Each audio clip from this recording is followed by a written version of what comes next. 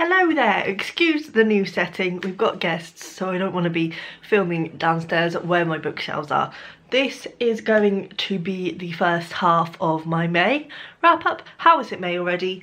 Goodness knows, it's frightening. Anyway, I'm not gonna lie, it's not been great. However, I still am not feeling disheartened about reading. I've recently made a video about how much I was enjoying reading again, and even though it's been a pretty poor half of the month, I'm still feeling invigorated in that sense.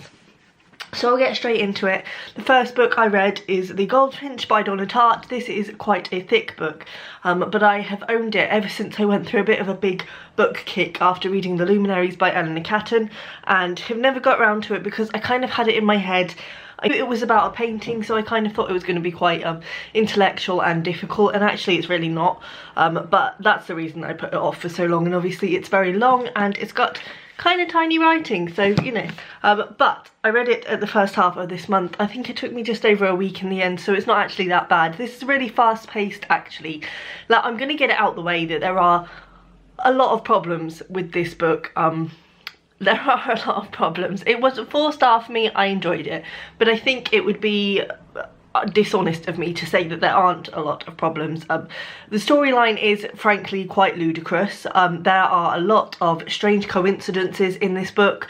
It's really unrealistic basically, and kind of stupid in places. And it also kind of had, I think, it made the mistake that perhaps A Little Life by Hanya Yanagihara made, where it was just too much piled on, excuse me, bike, where it was just too much misery piled onto one character, and it just got to a point where you were kind of thinking, really, like, would that actually, no, really, though, really? However, I did kind of enjoy it. So this is a boy called Theo, and he is involved in basically a terrorist attack on an art gallery in New York when he is young with his mother, and his mother ends up dying.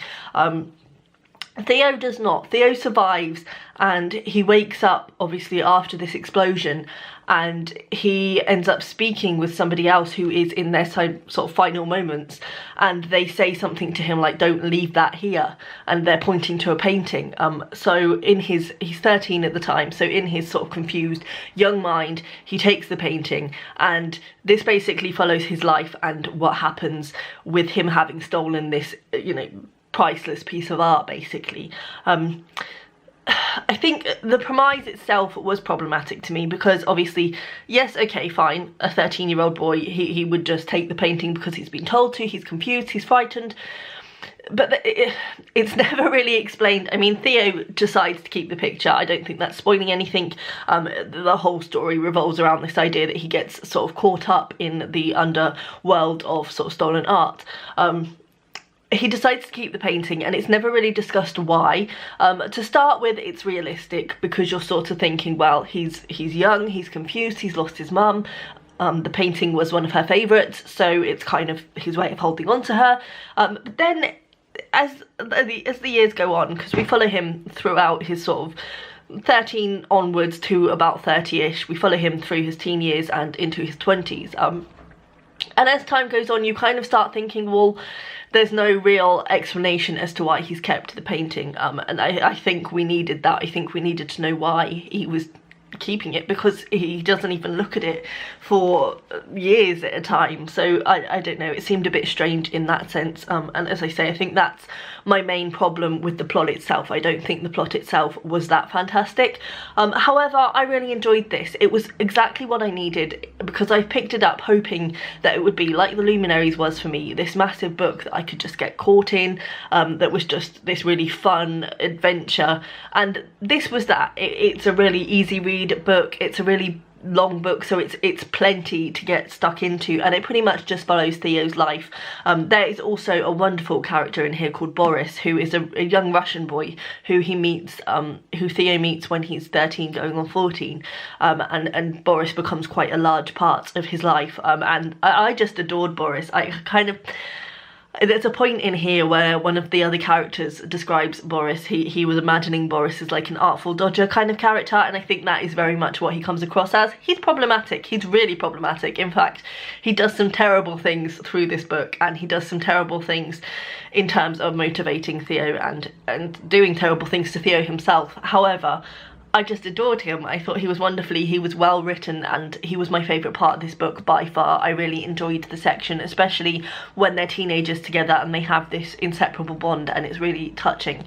I always think with Donna Tartt, this is the second Donna Tartt I've read. I've also read The Secret History, and I kind of feel that she's a really overhyped author. I think people who love her are really, really passionate about their love for her, and to be honest, I can't rave about her. I think she's a very mediocre writer, to be honest. She's definitely a standard middle ground for me. I certainly wouldn't say that her books are my favourite things. However, if you just want a book that you can get lost in and an easy to read long book, I think this would be a really good one to take on holiday, actually, because it is that kind of fun story that you can just delve into and not have to think too much about.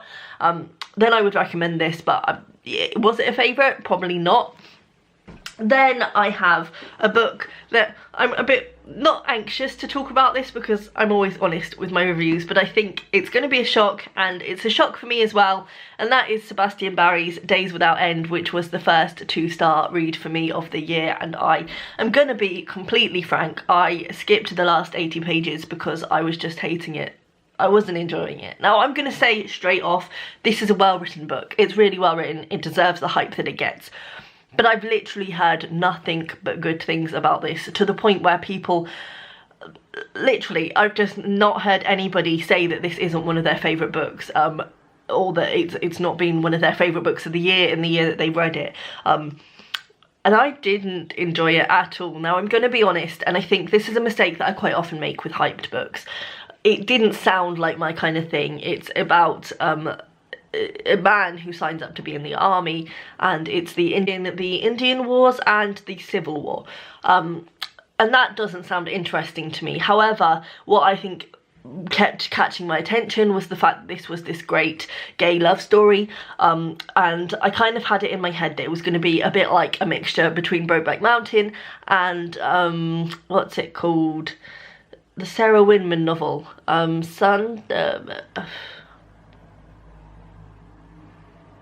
the Sarah Winman novel that came out a few years ago. God knows, it's gone out of my head, but you know, the one with the yellow cover. Yeah. So I had a feeling it was going to be a bit like a mixture of those two books, and it was not. This very much focuses on the war aspect, and to be honest, I never get along with war books. I don't know what it is. The only sort of war-based books that I seem to enjoy are books that focus on the more how life carried on during the war, but when it's actually focusing on the fighting, I just switch off. I'm just not interested in reading about it. I don't know why. Maybe it's like a distinctive thing that my brain's like, oh no, this is going to be distressing. I don't know whether it just disturbs me or whether I'm just not interested in reading it in the written fictional format. But anyway, war books and me do not get on, so I wouldn't have picked this up unless I thought it was going to be more like those two books that I discussed. And it's not. For me, the love story is, I mean, it's there, it's very subtle. If you blinked, you could miss it, at least from what I read. I think maybe at the end it becomes more prevalent, so I can't fully review this book in all fairness because I didn't read the complete ending. I skipped 80 pages. But yeah, it was very subtle. It's mainly about war and what war does to people and the experiences that they go through, and I understand why the love story is so subtle, because obviously this is a time when being gay and being homosexual was not accepted, especially among sort of army people who are real men's men, you know, so obviously their relationship is subtle. But honestly, I just found this dull. I just found it truly dull. From the first page, it just didn't gel with me. I just didn't gel with the writing style. I found that I was just switching off. I would read pages and pages and I wouldn't follow it. And I know that that's my fault, that I wasn't paying full attention, so that's possibly why this book was such a down point for me. But also, then I thought, if it was gripping me, I wouldn't be drifting off, so I can't completely blame myself for that. Yeah, it just wasn't for me. Thinking that I might keep this book and give it another go, but at the same time I really found it so boring that I kind of don't want to give it another go. It's a real shame. I thought I was going to love this. It was one of those books that I bought knowing that it was going to be a 5-star read, and it just bored me. I'm sorry. As I say, it's well written, and if you like war books then probably you might like it, but I don't, and it wasn't for me. Then I had my second 2-star read of the year. Can you see a theme here? Anyway, that was Lullaby by Laila Slimani, and it is narrated by Sam Taylor. I do not like... I'm really trying not to rant about this book because I don't think that would be conducive. However, I do not get this book. I do not get the hype. I just don't get it. I don't get it. It's bad. It's bad, right? I don't often say that a book is outright bad. This is not a good book. I wouldn't recommend it at all. So this one, let's be more constructive than that. So this follows a nanny called Louise, and it kind of looks at... We start knowing that she has killed the children she is in charge of, and it kind of goes into why she's done that and why...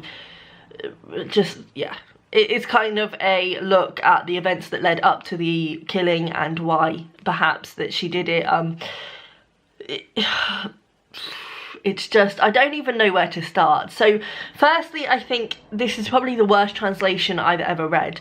And I kind of feel like it might be that this is just not a book that translated well into English. The problem is that it's written in present tense, and it's written in very staccato sentences, and I feel like in translation it possibly should have been made more of, because as it is, it literally just reads like a... and then they did this, and then he does this, and then she does this, and then they said this.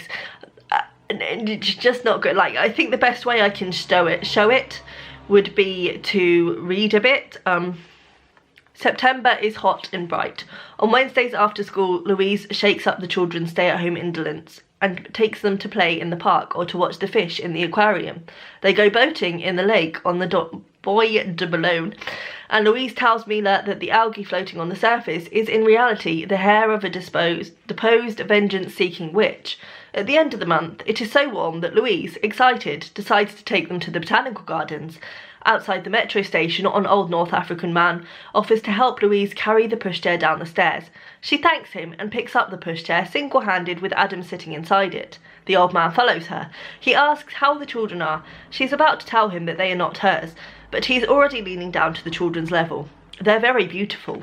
Like, I don't know if it's just me, but it literally just reads like a list of things that somebody's doing. There's no character development in this book at all. Like, considering that it's trying to be a book that looks into the psyche of this disturbed nanny,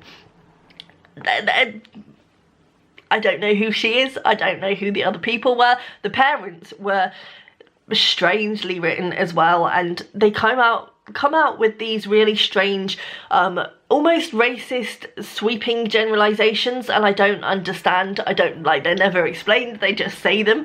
And to be honest, it never really looks at the crime. The crime just kind of happens out of the blue, and it felt like it didn't make any sense, considering that the idea is that this nanny is so in love with these children and she wants to be a part of this family and she wants to stay working with this family, so she kills their children. Like, it's literally like that. Anyway, this is going into rant territory. That's all I have to say about this book. I thought it was really bad. I thought the translation was really bizarre. The characterization is null and void, and the storyline just didn't work for me at all. I'm glad that I didn't buy this. My mum bought it because thrillers are not really my kind of thing. However, I wouldn't say this is a thriller. There's nothing thrilling about it. It's a list of events with just nothing behind them. Let's move on. Okay. So that's all the books I read in the first half of May. Let me know down below if you've read any of these and also what you've been reading, and I will see you next time. Bye.